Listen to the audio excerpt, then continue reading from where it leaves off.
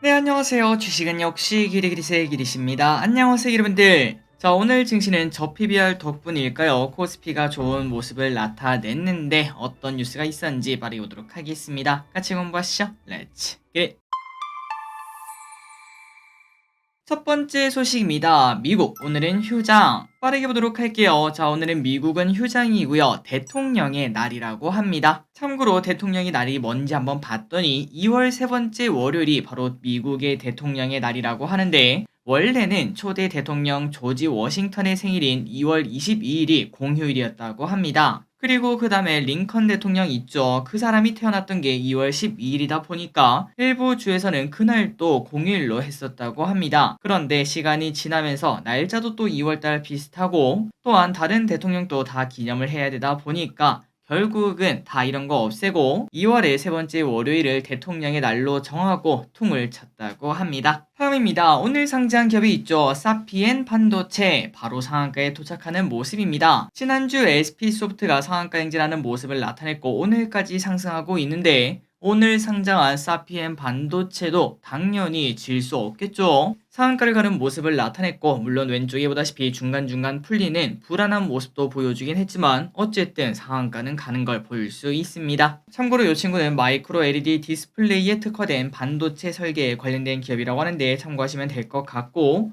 그리고 상장하는 기업들이 이렇게 좋은 모습을 나타내니까 공모주 분위기도 좋아질 듯 합니다. 다음입니다. 어차피 금리는 내린다. NH투자증권에서는 미국 연준이 6월부터 금리를 내릴 것으로 보고 무려 100bp나 내릴 것 이렇게 예상한다고 합니다. 물론 이번 CPI가 조금 높게 나와서 당황하신 분들도 계시겠지만 그런데 일각에서 얘기한 추가금리 인상 가능성은 말도 안 된다라고 판단한다고 합니다. 그 근거 중 하나는 1월에 소매 판매가 있는데 그때도 시장 전망치를 하회하는 모습을 나타냈음에 긴축 정책이 절대 부족하진 않다고 합니다. 그러니까 금리 오를 가능성이 많지 않다는 거겠죠. 자, 그래서 결국 금리는 내려갑니다. 지금 현재 나오는 노이즈는 물가가 높게 나타나며 나오는 노이즈는 무시하셔도 될 것 같고 엔비디아의 주가 흐름만 하루하루 잘 확인하시면 될 것 같습니다. 최근 들어 엔비디아가 많이 오른 건 사실인데 혹시나 얼마 지나지 않아서 고점을 만들어낸다면은 그때부터는 증시가 후두둑 같이 또 떨어질 가능성도 있기 때문이죠. 다음입니다. 밸류업 프로그램. 일단 오늘 저 PBR 관련주가 매우 뜨거운 모습을 나타내고 있고 아마 이번 주까지 이어질 듯한데 그 이유가 뭔가 봤더니 바로 이것 때문에 그렇습니다. 자, 정부에서 발표하는 밸류업 프로그램이 드디어 일주일 뒤로 확정이 되었습니다. 기업 밸류업 프로그램이라는 이름이라고 하는데 일단 당연히 기업의 주가 상승을 위한 내용이 들어갈 것으로 보이네요. 지금까지 나온 내용을 한번 보도록 할까요? 일단 기업들이 PBR이나 ROE 목표치를 스스로 말하게 하고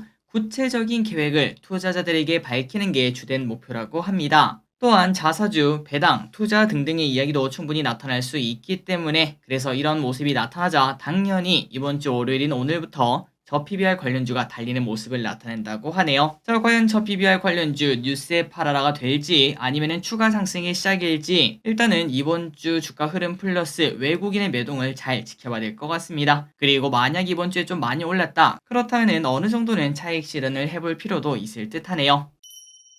다음입니다. 저 PBR 너무 과도하게 올랐다. 다음 주에 발표되는 밸류업 프로그램이 나오지도 않은 지금 그런데 주가가 너무 과도하게 올랐다는 의견이 나오고 있습니다. 현대차 증권에서는 일본이랑 단순 비교를 했을 시 정책 기대감으로 오를 수 있는 부분은 이미 초과 달성했다라고 판단한다고 하고요. 그렇기 때문에 결국 지금 쏠리는 수급은 결국은 발표가 나오면은 다시 또 분산될 수밖에 없는데 아마도 그게 반도체로 갈 것이다 이렇게 말을 한다고 합니다. 자, 그렇다면 굳이 왜 반도체인가, 다른 것도 많은데 왜 반도체인가 봤더니 저 PBR이 올라가는 장세에서 상대적으로 코스피 상승률보다 반도체 상승률이 낮았다고 합니다. 그러다 보니까 정부의 의지가 있기 때문에 증시가 좋아진 건 맞는데 저 PBR 관련주만 이렇게 올라가면서 코스피가 올라가다 보니까 다른 애들도 키 맞추기를 할 것이며 그 중심에는 충분히 반도체가 있을 수 있다는 거겠죠. 다음입니다. 아니다. 이제는 코스닥 시간이다. 저 다른 시각도 있습니다. 그동안 코스피가 좋았었기 때문에 반도체가 아니라 이제는 코스닥이 그 상승을 이어받을 확률도 있다. 이렇게 말한 사람도 있다고 하는데요. 거기가 어딘가 봤더니 바로 한국투자증권인데 한국 증시의 특징은 변화무쌍이라며 코스닥을 보라고 언급을 했습니다. 그렇다면 그 근거가 뭔가? 바로 최근 코스피 차트를 보면은 많이 올랐습니다. 전 고점을 향해 가고 있는 모습이죠.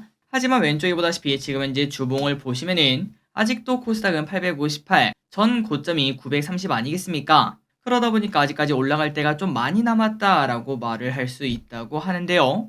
그런데 개인적으로 이거는 에코프로 BM 친구들이 만들었던 그 흐름이라서 이게 과연 그렇게 볼 수 있는가라는 생각은 조금 들었습니다. 하지만 한국투자증권은 충분히 그렇게 될 수 있다고 합니다. 그 이유는 지금 현재 정부에서 주식 투자를 기회의 사다리다 이렇게 표현한 만큼, 그리고 또 총선이 코앞 아니겠습니까? 그렇기 때문에 특히 코스닥, 개인 투자자가 좋아하는 코스닥에 힘을 줄 수밖에 없을 것 같은데, 다음 주에 어떤 이야기가 나올지는 조금 더 봐야겠지만 거기에서 코스닥에 충분히 우호적인 이야기가 나타날 수 있다는 걸 우리가 집중할 필요가 있다고 합니다. 그렇다면 다음 주에 코스닥은 어떻게 될지 이것도 잘 봐야 될 것 같고, 그런데 뭘 사야 될지를 잘 모르겠습니다. 이거를 2차 전지를 사야 될지 바이오를 사야 될지 그런 부분이 고민이 된다면 일단 코스닥 ETF를 조금 관심 있게 봐야겠네요. 다음입니다. 최근 들어 삼성물산이 매우 좋은 모습을 나타내고 있습니다. 벌써 바닥에서 50% 가까이 올라가는 모습인데 저 PBR 기대감이 이 정도나 된다는 걸 한 번 더 확인할 수 있죠.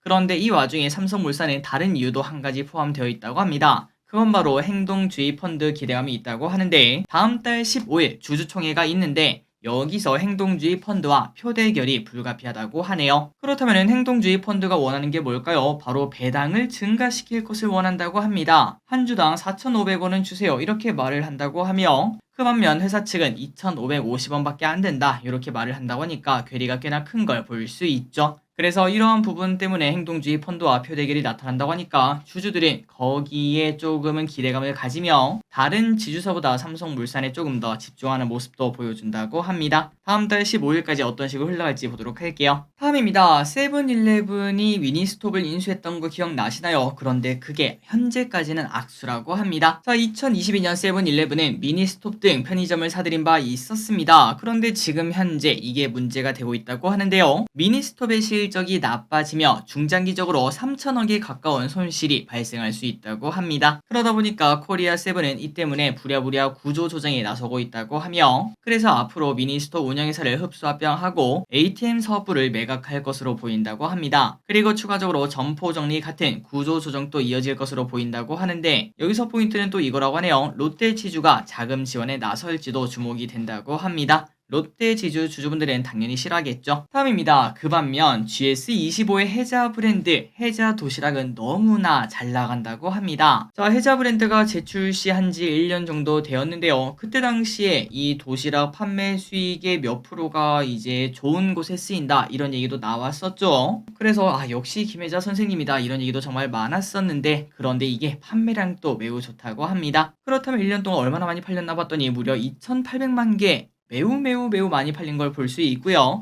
재출시 이후 매출 효과는 약 1,100억 원, 도시락 매출은 전년비 50%나 성장한 걸 볼 수 있습니다. 그리고 해자 브랜드는 점포 매출 기여에도 톡톡한 역할을 한다고 하는데요. 해자 브랜드의 도시락, 김밥, 주먹밥 이거를 구매한 고객들의 구매 평균 단가가 평균 구매 단가보다 20% 넘는 모습을 나타냈다고 합니다. 또한 재구매율도 38%로 높았다고 하니까 GS25의 효자는 당연히 해자다 이렇게 말을 할 수 있다고 하네요. 다음입니다. 춘절 관광 소비 116조. 중국이 춘절 기간 동안 현지 관광 수요가 폭발적으로 증가했다고 합니다. 중국에 따르면 지난 10일부터 17일 춘절 기간 동안 전국 국내 관광객 수가 4.7억 명을 기록해 전년 동기 대비 34%나 증가를 했다고 하는데요. 그리고 코로나 전인 2019년이랑 비교해도 19%가 늘었다고 하며 지출 금액도 116조로 전년비 47%나 증가했다고 합니다. 자, 이 부분은 당연히 긍정적인 데이터라고 말을 해볼 수 있겠죠. 중국이 다시 일어나나 라는 기대감을 가질 수 있고, 이렇게 강력한 새해 관광 데이터가 올해 가계 소비 증가율이 6%에 달할 수 있다는 고무적 신호다, 이러한 분석도 나온다고 합니다. 중국 관련주도 관심있게 계속 봐야겠죠.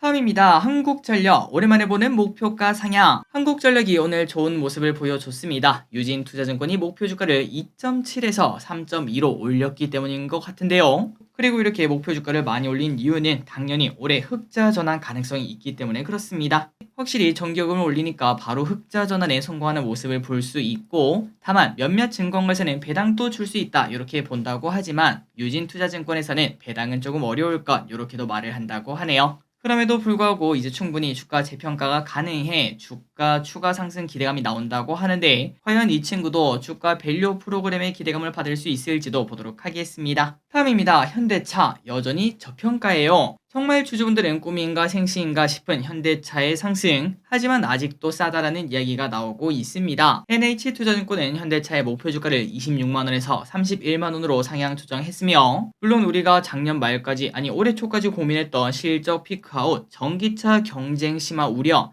이러한 안 좋은 점은 알고 있지만 그런 것들을 감안해도 충분히 저평가라는 거, 그리고 아직도 배당이 4.5%나 된다는 거, 글로벌 시장에서 제품 경쟁력이 지속적으로 좋아지는 점 등 이런 것들을 평가해보면 충분히 30만원 터치할 수 있다고 합니다.